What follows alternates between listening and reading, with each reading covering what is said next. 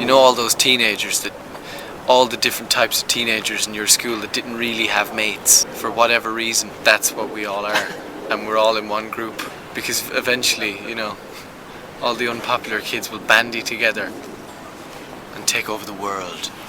And that's what Misfits is. A show that was able to combine elements of teen drama, supernatural, raunchy, offbeat, ridiculous comedy, and fantasy all in one seems pretty impossible. But Misfits was a little British show that was able to achieve this perfect mix. Unfortunately, whenever I mention it to anybody in any setting, nobody ever knows what the frick I am talking about. When I go to look for edits of this show on Instagram, it's a ghost town. The Misfits subreddit, completely empty. And as Carrie Bradshaw would say, I couldn't help but wonder why this show is so underrated. I see a few people say, oh, the show wasn't underrated, it was so popular when it was on. Okay, but what about now? Because I don't know about you guys, or maybe in the UK it's still popular, but especially here in America, nobody talks about it, and it did not have that elongated popularity that Skins or other British teen shows had. And I feel like as time goes on, this show is just going to sink deeper and deeper into the black hole, and I just can't let that happen. Misfits had so much potential, and I really do believe that it could have become a cult classic if only the circumstances were different. So today I'm here to talk about it with you guys. We're going to discuss the Misfits plot, the characters, an overview of some of the most important storylines, what made this show so compelling, and its eventual downfall. Misfits was a comedy drama show based in the UK that aired from 2009 to 2014. Like I said, this show was the perfect combination of supernatural, drama, silliness, weirdness, and comedy. It was lighthearted and didn't take itself too seriously, so it was easy to watch and easy to digest, but also there were still really dramatic, poignant, heartfelt moments, relationships, plot twists, and a consistent storyline to keep you engaged and on the edge of your seat. The way I found this show, like I find many shows and movies, was from an Instagram edit. Instagram edits genuinely control me. Okay, one of my closest, dearest friends recommends me something to watch. I may watch it, I might, but I see a good edit,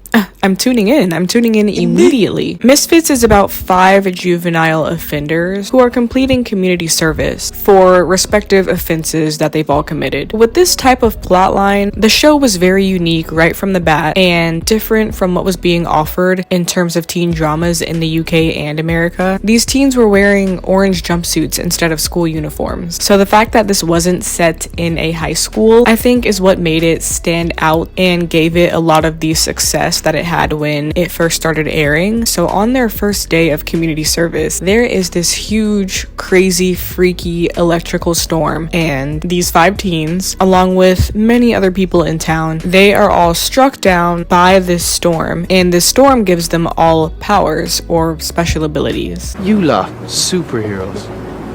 No offense, but in what kind of fucked up world would that be allowed to happen? Ugh, another lame superhero show about kids with powers, right? No. The thing about these abilities is that they are a reflection and direct manifestation of each of these characters' biggest insecurities. But also, these are just a group of flawed, troubled, delinquent teens who don't have the slightest idea of what they are supposed to be doing with these powers, or how to live with them on top of the usual pressures of being a teenager. So yeah, they don't use these powers for good to like help people or save the world. They just really screw things up, even to the point of murder. The main cast consists of 5 teens. First, there is Nathan Young. This is probably hands down my favorite character of any TV show I've ever watched. The crazy thing about it is he is kind of awful. Alright, love, calm down. Incredibly annoying. I had a strange tingling sensation in my anus. He's just like a mosquito buzzing in your ear that you just can't swat away. And no matter how many times you try to kill it, it just keeps coming back. Hint, hint. Hint, hint. But the thing about it is he's just so funny and charismatic, so well fleshed out, and had so much depth and background that it really just canceled out all of the bad parts. I'll talk more about Nathan later. Next, we have Simon, who is the complete antithesis of Nathan in the sense that he is very quiet, very shy, reserved, and in the background. All the other people in the group think he is super weird, and not even 5 minutes into the show, we already see the heavy dichotomy between him and Nathan, because Nathan immediately starts bullying him. Don't take this the wrong way or anything, but you look like a panty sniffer. Next, we have Kelly. Throughout the show, she is often referred to as a chav. The official definition of a chav is a young person of a type characterized by coarse and brash behavior with connotations of low social status. Yikes. So yeah, very bold and unapologetic, but at the same time, she is very socially insecure and self-conscious because people always have something to say about her and the way she dresses and acts and speaks. And speaking of the way she speaks, watching this show, you will need subtitles when Kelly speaks. What, you trying to say something now then, yeah? That's just a noise. Are we supposed to be able to understand her? Next, we have Alicia. Alicia is a very pretty and gorgeous girl, but she's also very notably promiscuous. A lot of people, and probably even herself, see her as someone who doesn't really have much self-worth outside of their outward appearance. Sometimes I think it's difficult for beautiful girls. People don't see past their looks. Even though this show never followed the characters in school, I could probably bet that Alicia was the type of girl who was like a queen bee, probably a mean girl, and someone who the guys don't take time to get to know on a personal level, and they just want to shag her. Yes, shag, I know British slang. Our fifth and final main character is Curtis, who is a very well-known world-class athlete. The reason that he is in community service is because of drug possession. So he holds a lot of regret and kind of sees himself as a victim because he wasn't necessarily like a troublemaker like everybody else, but he was rather successful, hardworking, and just got his life thrown away because of this one drug possession mistake. So because of this, he pretty much looks down on everyone else. The concept of the powers being like a reflection of their personalities is something that I don't think we've ever really seen before. This was such an interesting thing to dive into like throughout the show, as we saw their powers kind of heighten their already strong insecurities. Firstly, there's Simon, whose power was invisibility, because again, he was quiet, shy, awkward. He had a longing and a strong desire to be seen, but he was always just in the background, constantly unnoticed by his peers. Honestly, I relate to Simon so much, and there's really something that every teen watching this show can grab onto and relate to in one of these 5 characters. But next, for Kelly, her power was mind reading because of how socially insecure and self-conscious she was. And then we have Alicia. Yeah, her power is kind of not even really a power, it's more of a curse. Her ability is that any man who touches her will uncontrollably lust after her.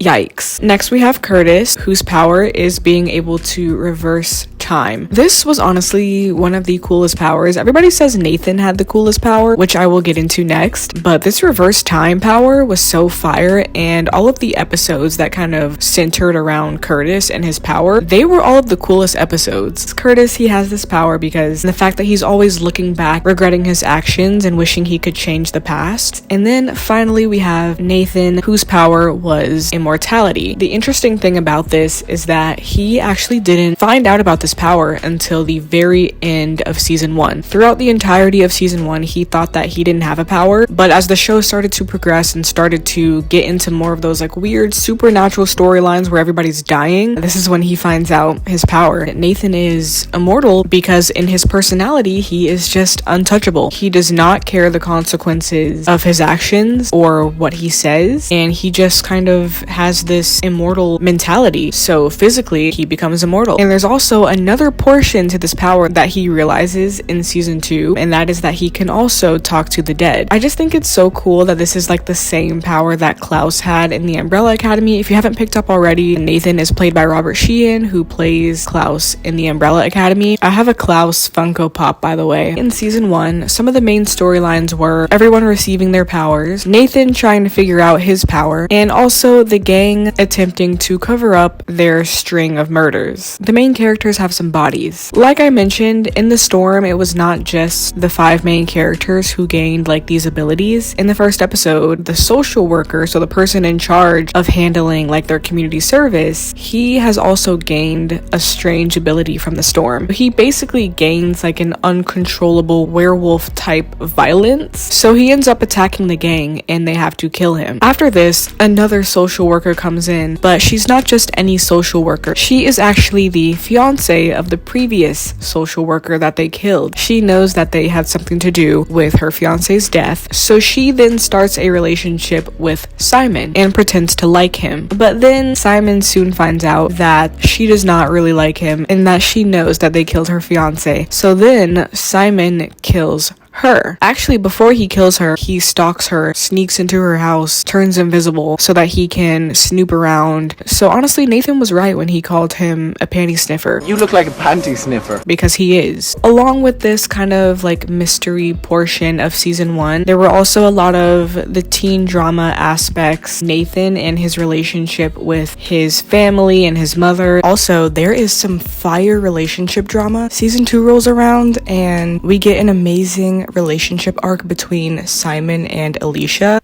You guys know how I feel about stuck-up mean girl, ex-outcasted nerdy boy. It's my favorite trope, and Misfits just takes it to a whole nother level because it's combined with like all the supernatural aspects. In season 2, there's also a gut-wrenching storyline that dives further into Nathan's character. There's an episode where Nathan discovers that he has a brother from his father's side, and the entire episode is just so deep because we really get to see more of why Nathan acts the way he acts and how much of his like foolish personality is just a defense mechanism. And it's really one of the few moments where we get to see a more serious, tragic side of Nathan. It's also through this episode where we find out that Nathan can talk to the dead, because the brother that he meets in this episode ends up dying in a fire, and Nathan assumes he's alive because he can see him and is talking to him after the fire. But when they go to visit his dad is like, your brother's dead. And Nathan is like, what? No, he's right here. But no, he's dead. In season 2, there's also a lot more like crazy fantasy storylines as the gang start to come face to face with more people who obtained crazy powers during the storm. So like every episode, someone's trying to kill them, and it really just added more of those adventure thriller genres into the mix. And there really truly was not a moment to get bored while watching this show because there was a genre for everybody to enjoy. But to wrap it up, I want to talk about a few key reasons why this show was so special and different from other pieces of media that were coming out at the time. I feel like a lot of the time in movies and shows, powers are given to like the good kids who want to use them for good. But this show really answered the question of what happens if you give powers to troubled, self-centered, socially outcasted criminals who have no interest in saving anybody but themselves. And one thing that I kind of noticed while doing this video is that this group was giving Breakfast Club. Just like the Breakfast Club, there were 5 distinct characters who each had kind of like the athlete, the brain, the basket case kind of personality types. And I just thought that was so interesting to kind of combine that concept with supernatural abilities and dark thriller. Also, the way that the characters were built over time was done so well and in such a unique way, because remember how I talked about Curtis and how the episodes about him reversing time were some of the coolest? There's an episode where he keeps going back to the day that he was found with the drugs. You see Kelly's background, you see Simon's, Nathan's, and then you even see the background of the 2 social workers who were fiancés who they ended up killing. Both seasons 1 and 2 were only 6 episodes, but it felt like so much more. And just the fact that they were able to develop a strong fictional world and repertoire of good characters in such a small amount of episodes was amazing. Also, can we just talk about the fact that there were 2 black characters in the main cast? I mean, that's usually unheard of. Even in today's time, like, you really don't get that. So, I mean, and props to the casting team. And then lastly, Nathan's character as a whole. I mean, I feel like I've sold his character enough throughout this video, but there's truly not another show that I've watched that has made me attached to a character like this. His comedic timing was never forced. It was so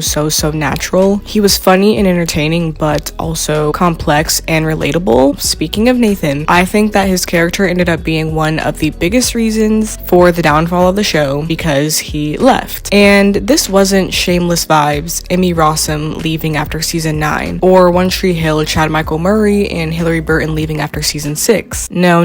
For Misfits, Nathan leaves after season 2. So it was never really given a full chance at success. Why did Robert leave the show? Well, according to Robert himself, he said that he was restless and had a desire to take on new roles and opportunities. And I get it, of course, but come on. Come on, Robert, you knew that you were the star of that show. But even though Robert leaving was a big factor to the show's demise, I honestly think they were headed towards a downward spiral before he even left, because at the end of season 2, there is a storyline where a former drug dealer who has the power to buy and sell powers, he comes into the mix, and the gang essentially sell their powers and buy new ones. So in season 3, everybody has new powers. Not only do they no longer match their personalities, but they're just stupid. They're awful powers. Kelly has rocket science knowledge, and Curtis has the ability to change into a woman.